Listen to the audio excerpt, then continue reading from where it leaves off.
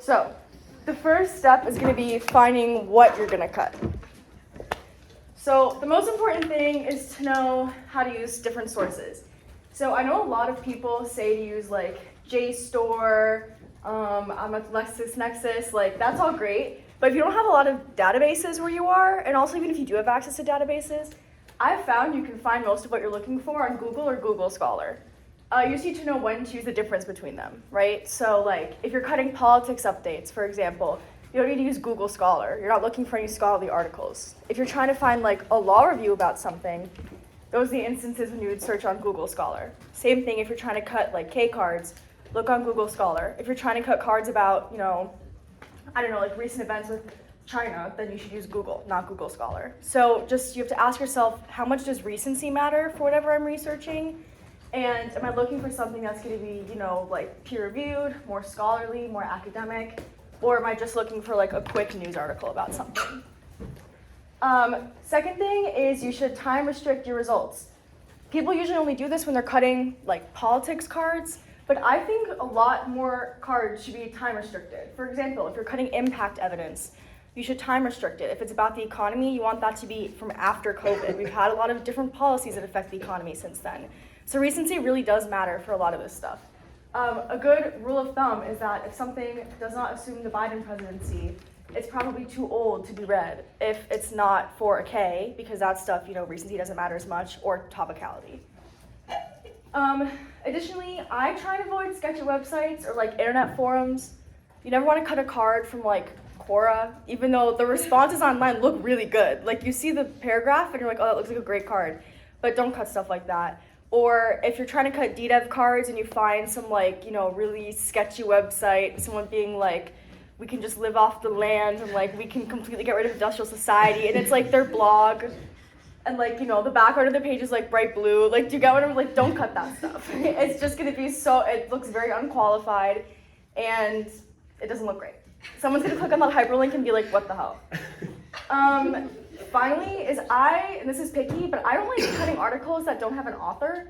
I feel like it just doesn't look great if you're cutting a card and it says like, US News Daily, no date. Like, it doesn't come off as being very qualified. This is an exception, obviously, if you're cutting from like, an organization that's like very well known and you can, know who it is by the acronym. Or, if you're cutting like the Legal Information Institute, like that's fine if it doesn't have an author. But if you're cutting something that's like somebody's opinion, like an opinion piece, ideally it should have an author so you can like attribute it to a person, because looking up the name of like some organization isn't going to tell, or someone's like random website isn't going to tell you anything about the qualifications of that person. And you want all your cards to be able to pass the like, can I click around on the hyperlinks and dig into this a little bit and like, will my cards still be fine? Okay, so search terms. There are definitely like better, more complicated ways to do search terms than how I'm going to explain it to you, but I've always just done these two simple like techniques and I've had a lot of success. So here are the two things I do. The first one is I use like quotes and just like simple words, and I switch around the quotes, like which words have the quotes in the phrase. So here's an example if I'm looking for like court clog uniqueness cards, right? I have delays in quotes, court backlogs in quotes, backlog, and then justice delay and not in quotes. And you just keep switching things around. So like when I was doing this, I think like this result and this one had good cards, but I didn't find anything good using this search term. And you kind of have to figure that out by trying different combinations of words with different quotes on different words. And the only other like fancy Boolean search term that I use is the little star. And that's just because it'll add other like letters to the end of a word. So like if I put it after delay, I would get delays, delayed, delaying, etc. But that's as complicated as I get it. And I found that I still find really good cards this way. Second is I just search literally what I'm looking for. Like this simple explanation of what I'm trying to find. I want to find a card that says that courts currently have long wait times and backlogs. And sometimes that works. You can just type in like a very simple, short description of like literally your ideal world, what the card would say. Obviously not using debate terms, like don't put uniqueness in there, but that will help. And my biggest advice for this is to be patient. It takes a really, really long time to figure out what you're searching for. And if you keep trying tons of different combinations of search terms, reading articles and seeing the words in those articles, that'll help you get closer to the next term you should use. But this is the longest part of cutting cards.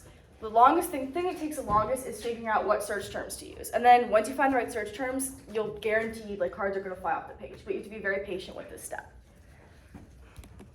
Okay, so my next thing is vetting an article.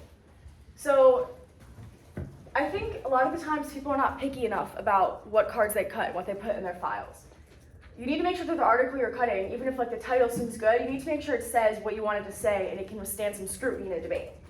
So making sure there are no contradictions, this thing should be obvious. You don't want to cut a card from somebody that like summarizes someone else's argument and then the conclusion is like this was wrong, and then you cut the part that's the summary of somebody else. Just go to the person they're citing and cut that, you know? But that should be a little more obvious. Don't try to hide stuff. So for example, cards that aren't about the US and if it's about like the economy and like economic growth, don't try and hide that. We're gonna know. A lot of people read business confidence cards that are about like Germany because they are just easy to find. You do not want that to happen. You should not try and hide things and hope that people won't notice it in your evidence, because you know, once a few of your cards in a debate are looking real sketchy, it undermines your credibility. And also, you want stuff to be able to withstand more than one debate. If someone's gonna go look at what you're reading and prep it out, like they shouldn't be able to just like, you know, take things out one by one because there are issues with your cards. Good cards, in my opinion, are medium to long length, 3 to 6 paragraphs at least. Politics cards and topicality cards are the exception, but anything shorter probably confuses the judge about context. If you're cutting like just one random paragraph from a law review with no other context of like where you are or what the article is about, that's just unnecessarily confusing, and you know, nothing really needs to be that short. You can add it a little bit more. I would always say try and include more rather than less, unless you have an instance where like one paragraph is cut and then like, you know, 4 pages of nothing that's like all shrunk and not processed, then you can, you know, delete the bottom stuff, but try and go through a full article and see if anything else is useful. Finally, everything should match when you're deciding what cards to cut. So an example that I think is useful is don't cut an impact card about like innovation broadly if your internal link is about biotech innovation. Don't cut a card that's like innovation in like, you know, the pharmaceutical sector. I guess even then, yeah, that has nothing to do with biotech. So make sure that everything matches. And the way that I like to think of this is kind of like a puzzle piece. You want to find language that matches up with words in other cards in similar terms. This kind of fits with my don't try and hide stuff point. Like, people are gonna notice if your biodiversity impact card is a card about the like UN Sustainable Development Goals that has nothing to do with your internal link. People pick up on that stuff, and so you wanna make sure that there's a connection and that the authors are talking about the same thing. And this is what I mean when I say it takes a very, very long time to put together a well-researched 1AC. Okay, so this is gonna be hard to read. Bear with me. But here's an example of what I mean when I say that things should fit together like a puzzle. So the first card says that corporations often focus on making short-term profit, and that leaders should think about long-term public interest, right? We have here, people punish long-term profitability and overall market stability. They're not situated to think systemically or act in long-term public interest, right? This is the first card. The second one says when companies focus on short-term profit, they don't innovate.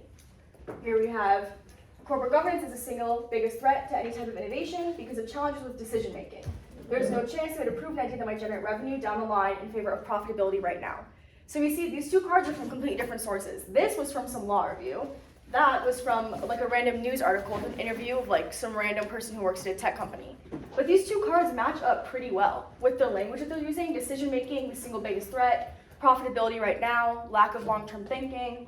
And then finally, the third card says we need to steer innovation towards socially desirable outcomes. This is my impact card. And it says, you know, we need to steer innovation towards socially desirable outcomes in response to challenges of our time, right? Like, it's very, very clear that we need to be able to focus on public benefit, and we need to be able to think about long-term what's going to matter for society rather than short-term profit.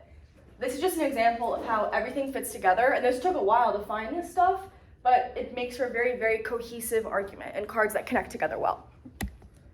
Okay, here's the second part of the lecture, because hopefully that's helpful for how to find good cards to cut. Second part is how to make your cards look good, because a lot of people cut cards that do not look good. And if you're gonna put your initials on, or your name on the end of it, you know, you should be proud of it. It should look cute. Okay, so copy pasting, clear formatting.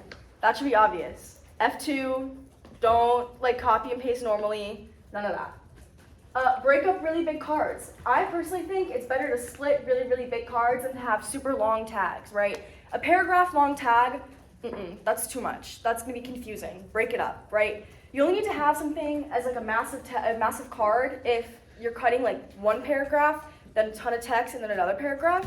But honestly, that type of card is like rare to come across. I really only see that in like impact cards, for example. So split things up.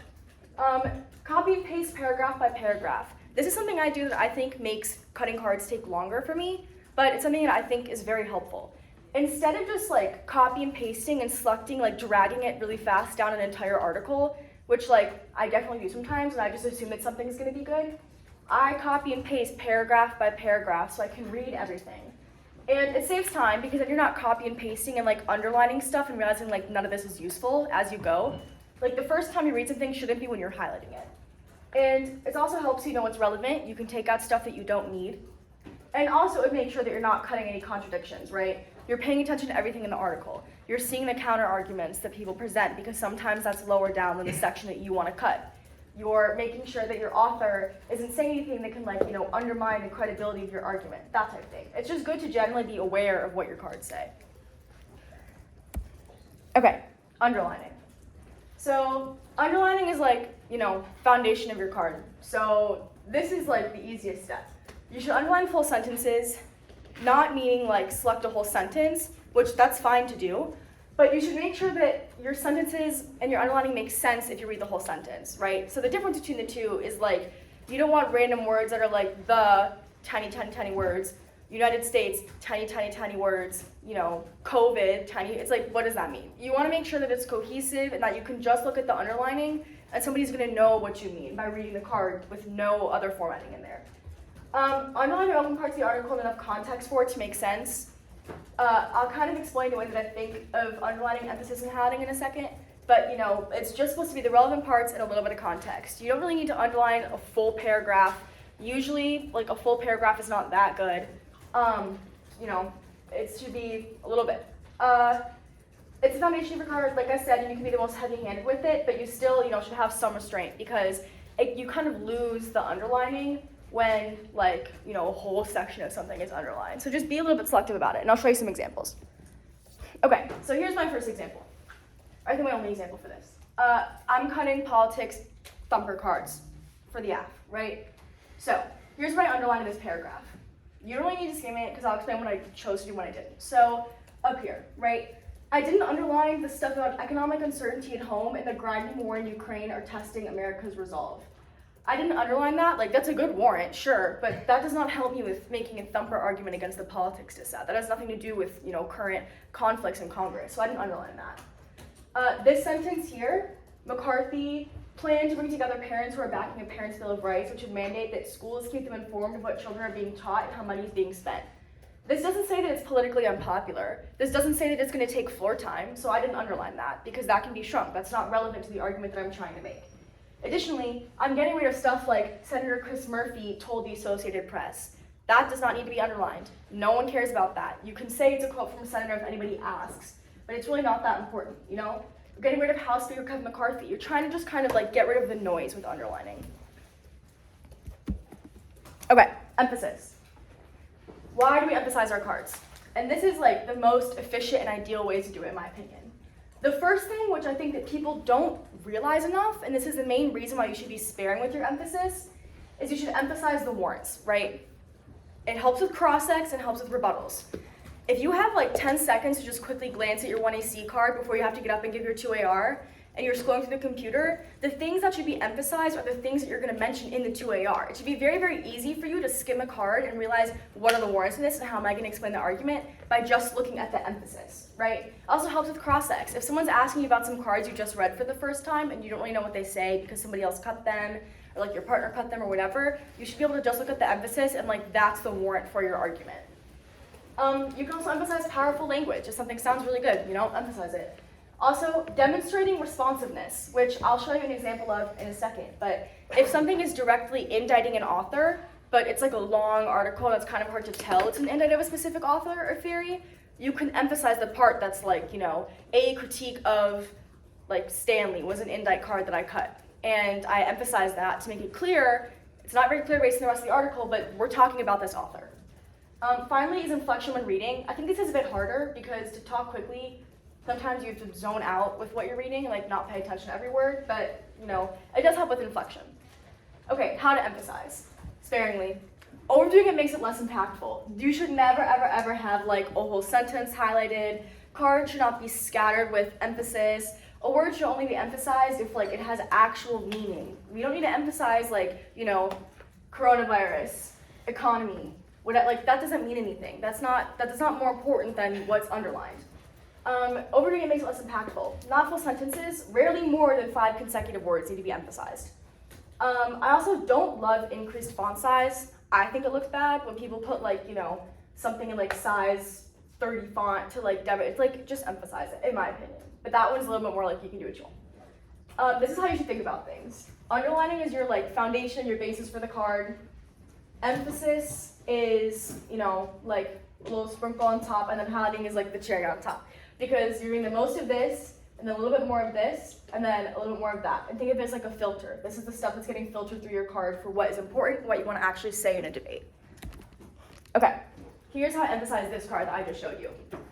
So, challenges ahead are stark. I emphasize that, you know, some powerful language looks good.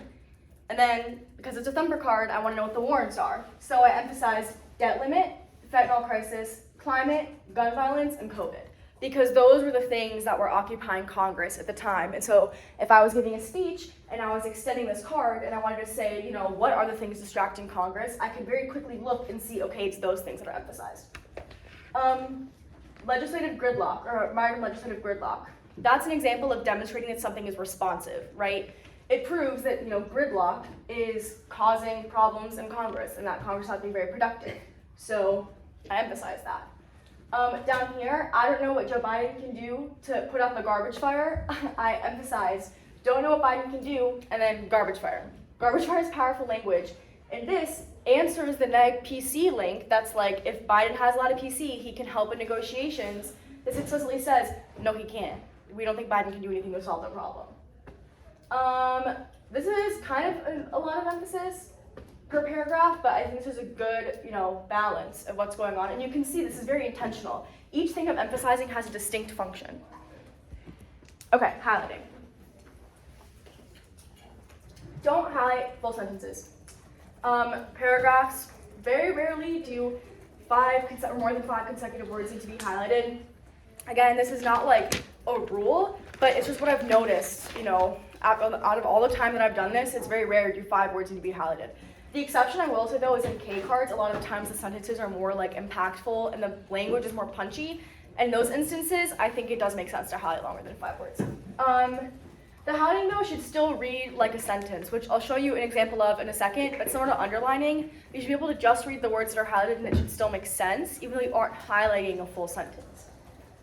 Grammar, you know, should make sense. You don't have to highlight everything that's emphasized, but you shouldn't have a ton of unhighlighted emphasis. Judges will still look at what's emphasized in a card doc, even if it's not highlighted, just because the emphasis is kind of like psychologically telling them to look more at those warrants, which will help you a little bit. But if you do it a ton where a lot of stuff is emphasized and not a lot is highlighted, it's going to look like you under-highlighted your card in the advance of the debate because you're worried about getting through it. So whenever I see a card that has like 6 highlighted words and a ton that's emphasized, I'm like, the card was not meant to be read like this. It was meant to be more highlighted. If a warrant is repeated multiple times, only highlight it once, either the first time it pops up or the best version of it.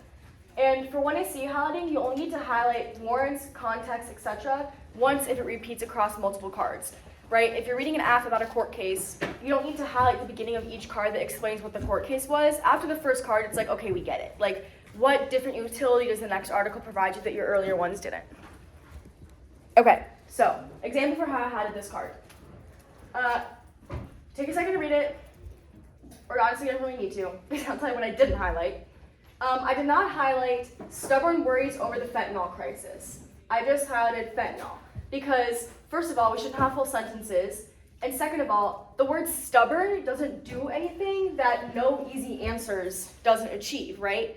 Both of those words are serving the same function for this argument, right? They're both establishing that there's a lot of difficulties in figuring out these problems in Congress, so I don't need stubborn and no easy answers. But the reason that I didn't do stubborn worries is because if I wrote stubborn, fentanyl, climate, gun violence, COVID, like what does that mean? Like that doesn't make any sense. Stubborn before those words. So I chose no easy answers to because that fits with all the other words. I highlighted easy answers because must approve also doesn't work with fentanyl, climate, and gun violence. Yeah, so that's how I went about highlighting this card. Make sure everything makes sense and choosing the words selectively. So this is past the make sense test. Here's what the highlighting of that card said. Challenges are stark, Congress must approve the debt limit, no easy answers to fentanyl, climate, gun violence, and COVID. Biden's agenda is murdered in legislative gridlock, policy proposals are overpowered by oversight and investigations of Biden. House Republicans don't have any interest in governing, don't know what Biden can do to put out the garbage fire. That makes sense, great. You know, everything is cohesive, it all makes sense, but I'm not highlighting full sentences, but I made my own full sentences with the highlighting. This is the best example of what I mean when I say highlight full sentences, it'll read like one, but don't actually select full sentences. Okay, citing cards. Do this after you copy and paste. You don't waste time citing cards that aren't good. If you open up an article and cite it and then start cutting it, I've found a lot of the time that I waste time, and the cite takes me a while, honestly. Don't copy and paste the full qualifications from the website. This is something that I think makes me cringe so bad. Here's an example. Mary Jones is an administrative assistant with 8 years of experience working alongside the executive team, whatever. At the end of it, Mary is a powerful force in the workplace and uses her positive attitude and tireless energy to encourage others to work hard and succeed. In her free time, Mary likes to hike, crochet, and play video games with her grandson. Okay, people will put this in the sites of their cards. Like, I don't need to know that about your author. Like, great for Mary, but it's just, it's not important for the debate. And it looks like, I don't know, I'm like, where'd you get this card? Like, I just don't think it looks good. And again, the purpose of putting qualifications is the most important things that you need to know quickly in a debate to, promote out your author. And being like she likes to crochet is not going to help you. Also, try and find a shorter link. When people have the hyperlink that's like that long, like longer than the text of the card, what's going on? You can usually find a shorter link if you click around or research the name of the article or search the DOI, if you search the author's name, like stuff like that, because sometimes you take really long Google paths to find something, and that'll make the hyperlink really long. But if you just research it like from scratch in a new tab, then you'll get a shorter link. Okay, Lucas, do you want to explain tagging cards? Because Lucas is a pro at tagging cards, so I had him do this part. So is Margaret. Margaret is definitely better at cutting cards and researching. But tagging cards, I think, is the most fun part of processing a card, so I have some thoughts on it. If your lab leaders haven't told you before, I'd be surprised if I'm the first one to say it. Your tags should be in the format of 3 to 5 words, -- 5 to 10 words. The Google Slides process it as like a extended dash. I personally am a fan of the triple dash. It just looks pleasing. It's what all of Emory does. So I don't know, and I think it makes it easier to read in a debate sense because you know that they're like not separated by like an actual hyphen or like whatever Google Slides converted it to. The reason for this is that even if you were judged by the best flower in the country, they can only write down so much or type so much. So you want them to hear something, i.e. that 3 to 5 words at first, and then if they have any more questions about the card, or even if they just want a better understanding while you're talking about it, you can then use your 5 to 10 words. Because at the rate, I think a lot of us underestimate the flowing abilities of judges, and just take for granted that they're gonna catch everything we say. An easy way to correct this is by making our tags very flowable, like putting what you want to say out in front and then including the word after. I think that there's some exception to this, so some good cards might warrant more words if you're really confident about it. But even then, I think that there's I think it's strategic just to tag a card that you think is the best thing ever with just 5 words total, because it throws them for a loop and they won't they'll have to read through the card to understand the word. Every card should serve a purpose in any debate ever. If I asked you in the RFD, why did you read this card? You should be able to give me a reason for it. And I think that your tag should match accordingly. So if it's something about a long-winded theory that you don't think will make its way into the 2&R, let's maybe not make it a paragraph. Let's maybe not make it 5 sentences. But if you do think that it's like fundamental to the understanding of like to the judge understanding your critique, then maybe include like a few more words. Like if it's first card in like a 1 and C 1 off K shell, I think maybe that's a scenario where you can include like 2 or 3 sentences. Yeah, so going down. Most K cards, 95% of K cards do not need to be paragraph formatted. Because if they are paragraph formatted, the judge is just gonna catch whatever words they think are important from whatever like nonsense that you're talking about. Not to say that the K is nonsense, but the way that the tag is formatted is nonsense. And that might give like a reductionist view of like what the author is actually saying, whereas you can just very easily say like one sentence that you want the judge to write down, and then include like a couple other sentences that they can like read to better understand. And then I think that if you do find yourself writing paragraphs, copy paste, throw it in a different header, save it in your box for later, because it's not trash at that moment. It's trash at that moment, but it's not trash later in the debate. 3 tips. One is underline words that you want to put emphasis in.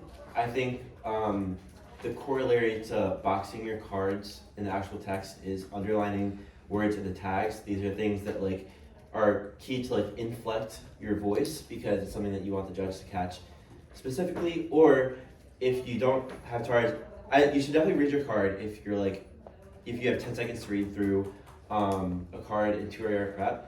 But if you just want to like read the tag to get a better understanding, then you can just read the underlining version, or like it paints a better story. Second thing is unbolding words that are not necessary. I'm a fan of this. I've come across people that are not. I think it's like fine. If you think that you have extra time in your speech, then you could read through it, but if not, it's kind of there if they want to read it and you don't have to. Third thing is just like, don't be extra with your tags. Like, there's no need to do all caps because underlining words like achieves the same purpose. And we don't want to include ellipses.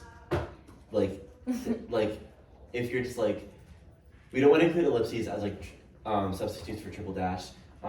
The anomaly is like, if you're setting a court case, maybe italicize it. Wait, there's one other thing I'm going to talk about. It'll probably come to me. Oh, sorry, I remember. When you are citing cards, or when you're formatting cards, do not put like, so like you do the tag, you do the cite, do not hit enter and then do dash and then write your like little write-up of the card before the text starts. Like when people do those little bullet points. Yeah. I was gonna say something else. When you're underlining in the tag of a card, don't use the underline function you use in the text of the text of the card, because that shrinks the word that you're underlining down like two font points smaller. And it's so small, but it's so noticeable. So just go to like the non-verbatim underline button and do that. Yeah. But when you're emphasizing cards, I forgot to include this, do not just bold. With the text function, that's in Word. Use the verbatim emphasis button. Okay, sorry, I cut you off. I just remembered that, and I'm so passionate about it. I didn't do bold. Like, I didn't have boxing on my computer, so I didn't do bolding until like 9 months ago. Yeah, I caught him emphasizing with the bold, and I was like, what are you doing? Yeah. Okay. You clocked me, yeah. But I'm not a fan of like putting bullet points in between the cite and the text of the card. Just like make a note somewhere else. Make a note somewhere else. Put it at the top of the file. Put it in the block, etc. Okay, I'm gonna go through some tags that I made at the end of last year. Some of this might sound. The first 3 were about space call. The 4th one was an author indict, and the last one was just like legal stuff that only applied to the topic last year. First one, I like. It's like the first space call is impossible. That's what the judge flows. We have some warrants in there. It's like simple, easy. Subpoint 4 and 5, I really don't like. But also these cards were not the best. Didn't really say a ton, and were like if you have time. So I didn't want it to be super wordy, and I made it just like 5 and 2 words. The third one I don't like. Like I would not I would not flow that correctly. Like, I think a better version would just be like, space call is equally unsustainable, and then blah, blah, blah, blah, about why the warrant's in the tag, or maybe not even. Maybe you can just go with that.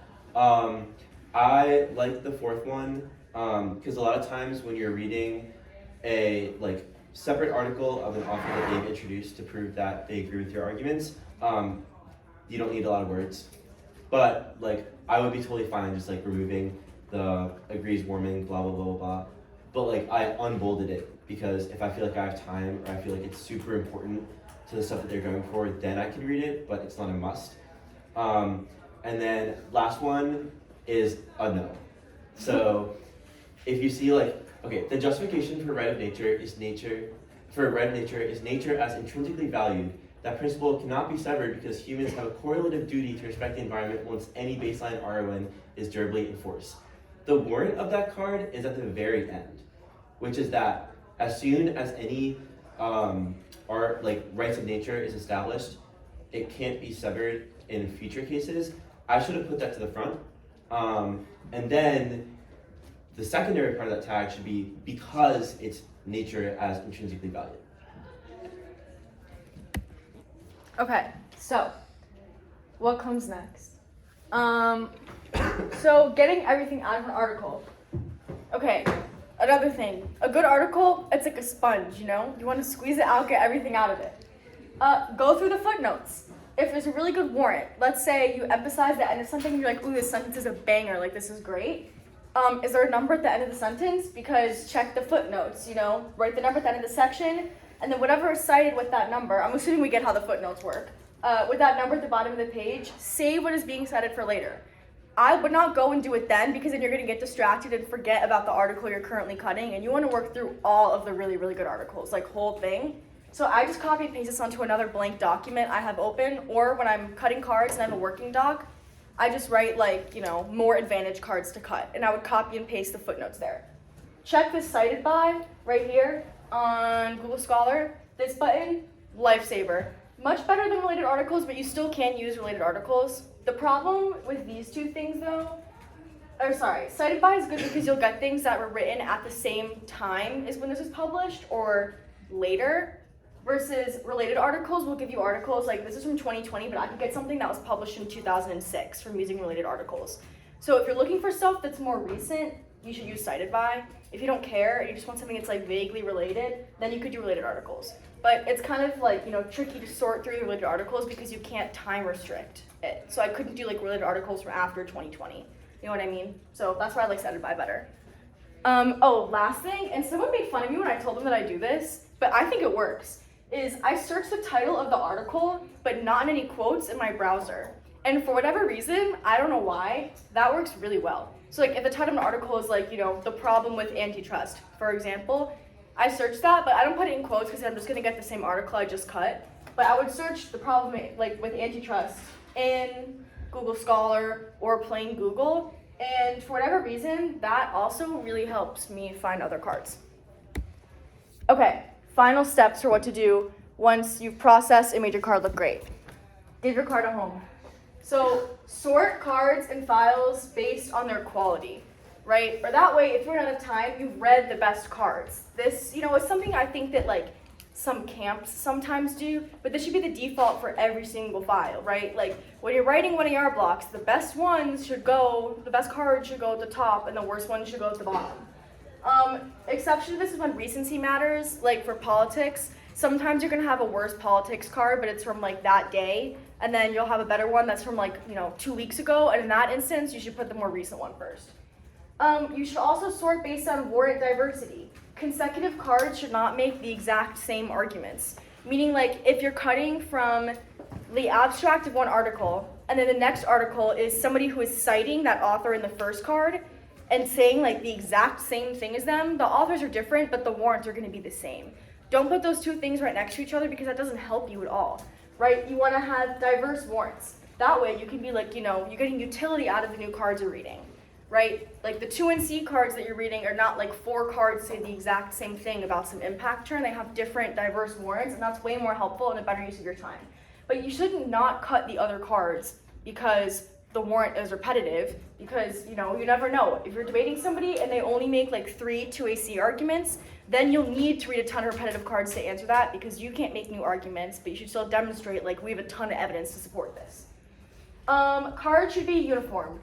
I really think that you should recut cards taken from other places. I know that's hard to do if you're not cutting a lot of your own cards. Like in high school, I stole tons of cards from other people and I did not have time to recut them all. If you can, you should, please. Because there are instances, like I debated somebody in high school who lost a debate. We went for an ethics challenge against them because we noticed their card was wrong and we didn't even know that they weren't the ones who cut the card. They stole it from another team and they lost a debate because of that, which like that sucks. So check your cards. Highlighting color should be the same, font, format, like site format, in my opinion, in a 1AC. I think the place where this matters the most is a 1AC. Honestly, if I'm being like completely real, like the site format should match, the highlighting color, everything should be the same. Everything else, like I think the highlighting color should be the same and the font, like at a minimum. And, like that's probably sufficient. But 1AC, everything should be uniform. It looks so much better. And it's like psychologically, it'll make you just look so much more put together. But when I scroll through a doc and it's like a green card, a yellow card, 2 blue cards, a purple card, I'm like what is this? Like it looks like a scrapbook. And I also just don't think it's qualified. Like it looks like you just went and got it off the wiki like 10 minutes before the thing started. And I'm like, do you even know what your argument is? Because these are not your cards. That's the other thing. If everything's uniform and you have like a cute style and whatever, it's gonna look like you just put so much more time into researching. And I will say that like judges really do appreciate when cards look good, when cards are done well. Like I cannot tell you the number of times that, you know, people pointed out to me that, you know, the quality of my research made them, you know, feel more inclined to vote for me in a debate or maybe gave me higher speaker points or they noticed that I had cut a lot of my own cards. It is an important thing, and you don't really realize it at first because you just think that the card is like whatever, but it actually does matter a lot. Additionally, some of the best people I know in debate have told me and are like very firmly believe, and I agree with this, that one of the best ways to get better is just to cut cards. Because a lot of the problems that people have when they're speaking, like using filler words, repeating themselves, stuttering, being like going quiet for a second. A lot of that happens because we're not sure what to say next, right? But when you have cut so many cards about something, your own evidence, and you've taken the time to be very diligent and thoughtful about what you're doing with those articles, you have a ton of background knowledge, and that will resolve a lot of the problems people have with speaking. When you know what you're talking about, because you've researched so much of the topic, you're going to be less likely to stutter during your speeches, to repeat yourself, that type of thing, because it's just easier for you to talk about off the top of your head. And so that will kind of naturally resolve. And like speaking drills can't help with that, you know? I think this is the last slide. It is the last slide. Okay. Does anybody have any questions about anything I said? No? Okay. No Q. No Q? No Q&A?